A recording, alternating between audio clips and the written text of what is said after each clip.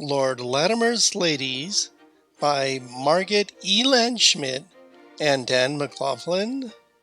Chapter 18 Dinner Finally.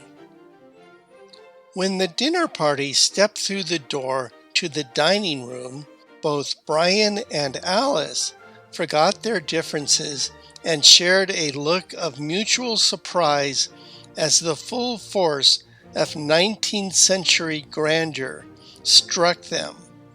Dinner is served, delivered with Shakespearean theatricality, seemed appropriate now.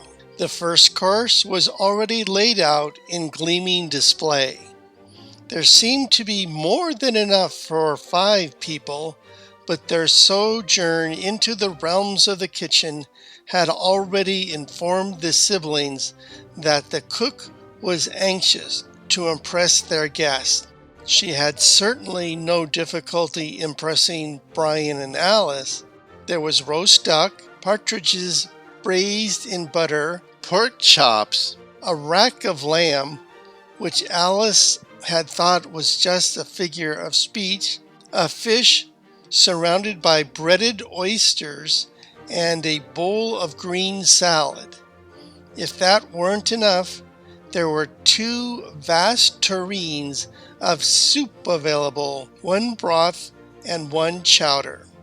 "Ah," said Iris, naturally the first to break the silence, "I see we are dining in an informal style tonight." Alice wasn't sure how to answer, so instead she made a small, hostessy gesture, inviting her guests to go first, and was rewarded when they took their seats at the table, which was liberally decorated with fancy plates, more than could possibly be needed, as well as an absurd amount of silverware. The candles, while beautiful, brought a lot of much-needed light to the room, which, as part of the castle's interior, did not boast any windows or billowing curtains. There were napkins and clear glasses and goblets, and the servants discreetly stood ready to serve food onto any plate or refill any glass. Everything seemed to be going swimmingly, and the ladies were well enough acquainted that conversation flourished, until Brian took out his insulin pump. Alice didn't even look up from her bowl of chowder until she realized that the flow of chatter had fallen to nothing, and saw everyone was staring at her brother. He was busy with the mental exercise of counting his carbs and didn't seem to notice. To be honest, counting carbs in 1810 was more of a crapshoot than an exact science. Back home, carb tables were largely based on processed food, and these fire-cooked meat dishes were not in any diet guide he remembered. Whenever he was in doubt, Brian used a self-made-up rule of thumb that anything that looked starchy was 15 carbs per serving, as defined as a generous handful, and anything meat and glazed was like 7 carbs, a serving being loosely defined as several bites. Brian considered his pump, judged about how much food he was going to eat, performed some basic math. After a day of fasting, he reminded himself to be sensible and pushed the numbers into the box, then pushed a button. The pump beeped twice. Brian looked up from his pump to find every eye in the room focused on him. "That's done. 6 more hours of life," he said matter-of-factly. "Let's eat." So many more hours of life. Alice had heard Brian say it every time he used his pump, but she wondered how the ladies would react. She was surprised when they said nothing, but then realized that the castle's guests had all been well educated. Lord Latimer Lord Latimer's remarks had been in the style of a pronouncement and clearly required no response. In practical terms, the entire process had taken only as much time as salting one's food to taste, or, in another context, selecting some tobacco to sniff and taking a pinch. They seemed to be capable of having a thought without speaking it out loud, and since they were willing to take their cues from their hosts, the conversation soon resumed.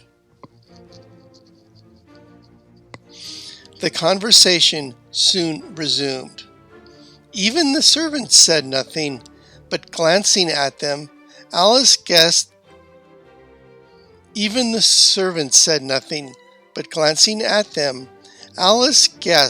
they were filing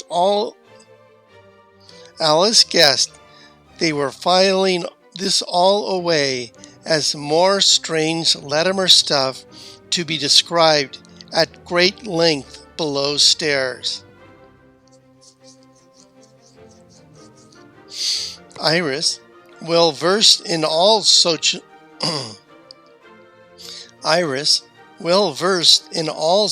conventions, had just finished asking Liza whether the garden views had inspired her artistic endeavors, and now turned to Brian. I am reliably told that the area around Castle Dartmoor can provide some excellent sport, Lord Latimer, for those who like the outdoors. I wonder, do you hunt? Brian looked up from his plate with a glint in his eye, and Alice cringed at the sight of his expression. She was very familiar with that look. Her brother was about to enjoy himself. Hunt? He said. Why, I love to hunt. I once shot an elephant in my pajamas. Alice closed her eyes, but her brother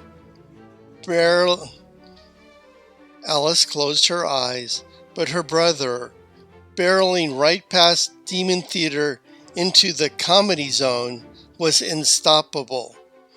And how the elephant got in my pajamas, I'll never know. Brian looked around the room expectantly, but no one applauded.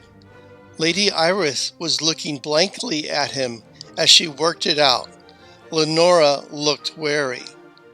Shy Eliza, however, hid a quick grin behind a hastily applied napkin.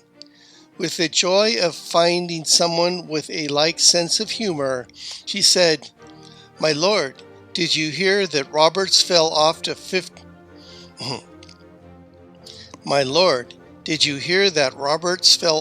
50-foot ladder and wasn't hurt at all?" Brian immediately recognized his new role as straight man and obligingly said, "You don't say." "It's quite true," Eliza said, bubbling with laughter. "He fell off the bottom rung." Lenora, recognizing that the rules of polite conversation were in abeyance, and it was now a free-for-all, spoke up, with an admirably straight face, said, "And my lord, did you hear the story of the man who walked into the tavern wherein a horse was the publican?" Brian smiled with anticipation. "Tell me." The horse said to the man, "Why so uneasy, my fine fellow? Don't tell me you find it unusual that a horse should keep a tavern?" To which the man replied, "Nay, the horse should have said that," Eliza put in sotto voice. "Let her finish," hissed Iris, waving her fan at the widow and smiling. Lenora, trying to smother her laugh, pretended to glare. "Hush now," she said. The man said, "Nay, 'tis only I never heard that the ferret had sold the place." Iris, refusing to be outdone, said, "You must have heard what the clever child said when chastised, that smart children grow up to be dull adults," she said in her best impersonation of a stuffy old codger. Eyes alight, Eliza said, "What?" Iris assumed the manner of a child and said in mock innocence, "What a very sensible boy you must have been, sir."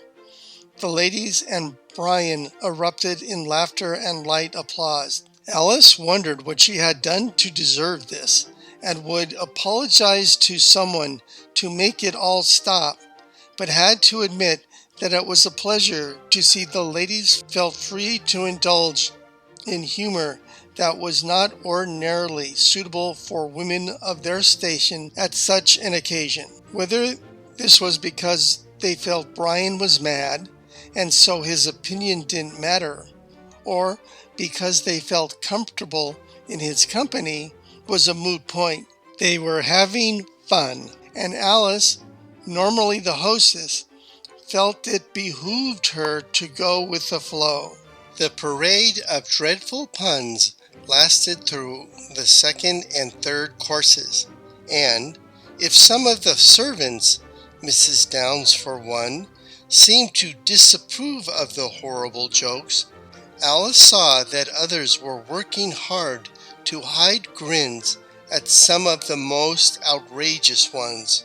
She took an opportunity to signal the housekeeper and whisper some instructions to her while servants switched out the third course, dishes for some plates, fruits, nuts, and cheeses, signifying the official end of the meal.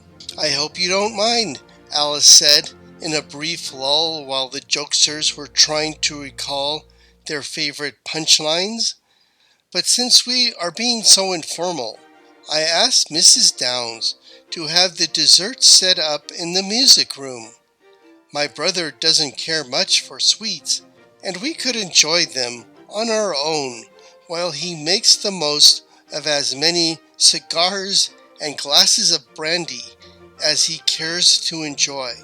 As was tradition, Alice knew for the gentlemen to smoke and drink after the ladies had departed for their womanly gossip, but she thought her brother would only linger as long as it took him to assume that everybody had eaten the sweet things, so he could join the rest of the group and not feel like he also had to partake of the sugariest part of the meal. The three ladies were quite animated as they retired with Alice to the room where they'd spent such an enjoyable time that afternoon. Eliza was practically dancing on her toes as she thought of another joke. "Why is the elephant never robbed?" she asked, scarcely waiting to give the answer.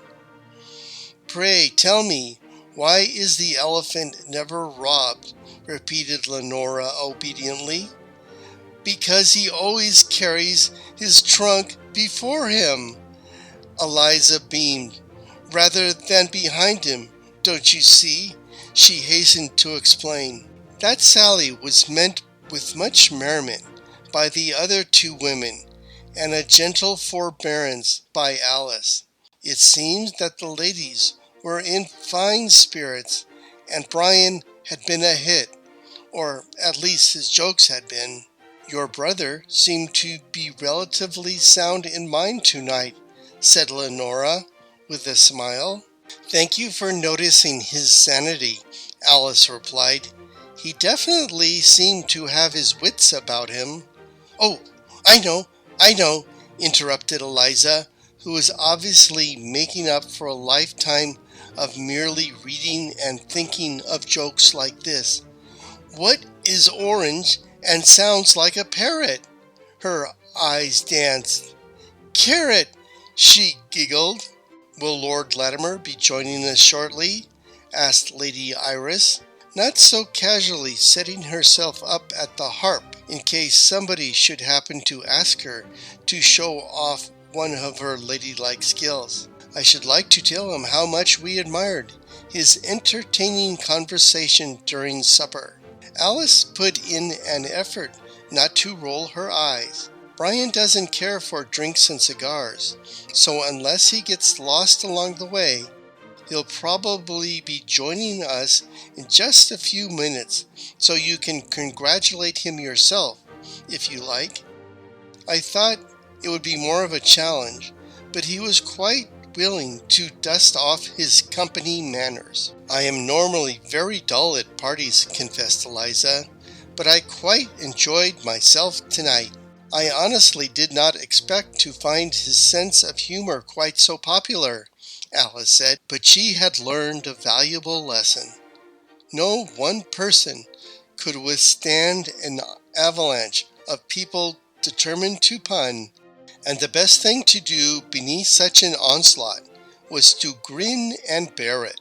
As if to prove that point, clearly unable to resist, Eliza said, "What do you call a man when he has good manners, bad hygiene, and a love of wordplay?"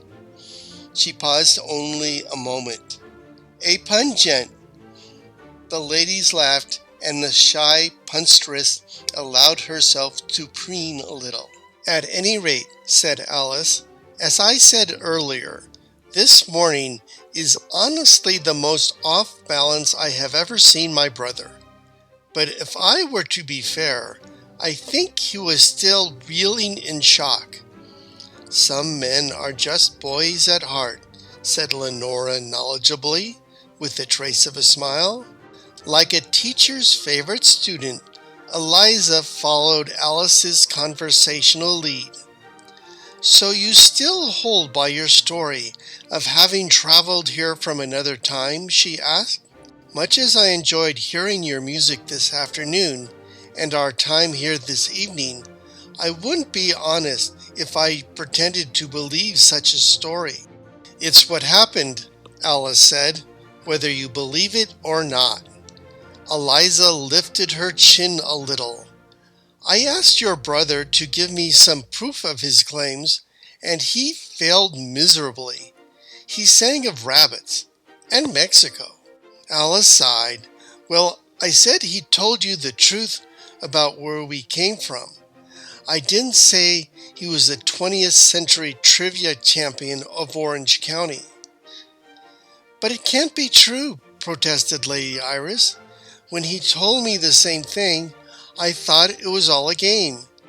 She looked from Alice to Eliza and back. "Just funnin'." "It isn't a game to us," said Alice. "If Brian can't fulfill the terms of the riddle we've been given, we won't go home, which means he won't get his medicine, insulin," she explained, "which means he'll die." "A likely story," said Eliza. "Can you prove it?" "Probably," said Alice. "I'm not a big history buff. We're from 200 years in the future, you see.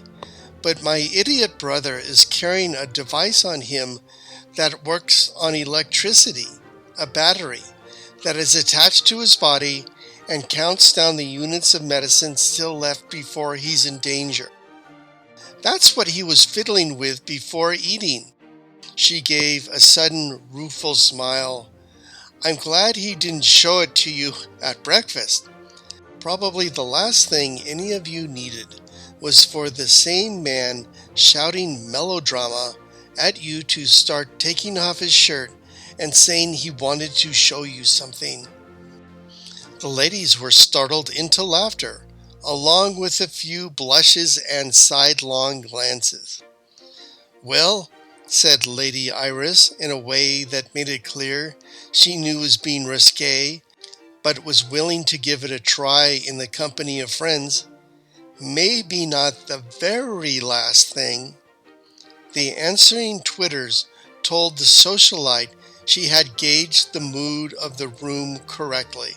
"Your brother is comely," agreed Lenora. "But what was the riddle?" said Eliza, clearly drawn to the part of Alice's story that resonated with her own interest. What does your brother need to answer before he can be allowed to go home? He needs one of you to accept his proposal of marriage, said Alice.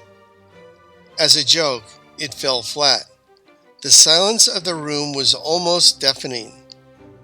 The ladies had been clearly shocked out of the pun zone. Alice almost missed the usually ubiquitous creaks and groans of the castle walls. No one laughed. For a moment, no one spoke. The ladies stared at her, and Alice could feel herself blushing. She rushed to explain. I think it's important to clarify that he needs someone to say yes when he proposes, but he does not need a marriage to take place, at least from what we could tell. You don't know? Asked Iris. How bizarre. When we arrived, there was a riddle attached to Brian's, nightshirt, explained Alice, and the ladies were serious enough to remember to blush at the mention of a man's undergarment. After the obligatory gasp, Eliza was the first to say something. What did it say? Asked Eliza. Alice had the note card in her pocket. She'd been afraid to let Brian carry it around. In this morning's mood, he might have torn it up and tossed the shreds into the wind, and there was no telling what he would have done with it under the sway of his dramatic muse. Between searching the castle and singing with the ladies, she had been reading it over and over and actually had it memorized. 14 letters to ask a question and a single second to change 2 lives. Starts with a W and ends with an E. To turn an I into a we. She looked at the ladies and paused to give them a chance. The women thought furiously. Want porridge? Guessed Lenora. That loosened a host of silly guesses and much merriment. Whither the horse? Said Eliza. Why the joyous face? Said Lenora. What musket globe? Said Eliza. Everyone looked at her. Well, globe is another word for ball. And a musket ball can change your life in an instant, don't you see? That brought on another bout of concentration. Alice was content to let the ladies play, confident they would eventually reach the same conclusion she had. When will you arrive? Said Lenora, frowning with concentration. What do you desire? Said Lady Iris. The semi-plausible nature of the answer caused the ladies to pause and seriously consider. No, said Lady Iris, too many letters. Close, though, said Eliza. All at once her face cleared. Wait, I have it. The answer is, will you marry me? That is 14 letters, agreed Lady Iris, after a slight pause.